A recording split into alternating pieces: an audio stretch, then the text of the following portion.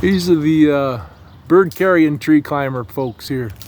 Very rare breed from, who knows, maybe it's green-winged macaw. South Antarctica or something. Very rare breed of tree climbers. They carry their birds with them in case they see something they want to eat, I guess. I don't know. I don't know what it is. Something silly like that.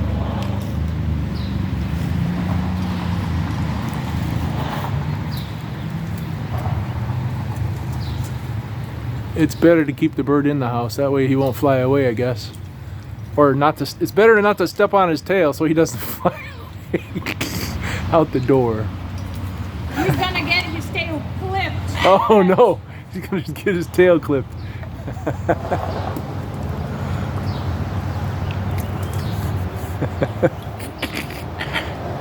Very rare breed of tree climbing people here.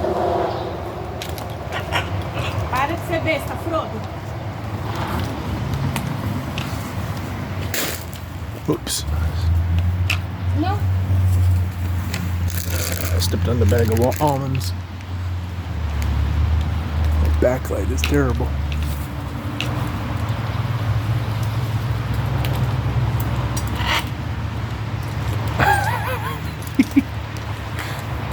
Excellent.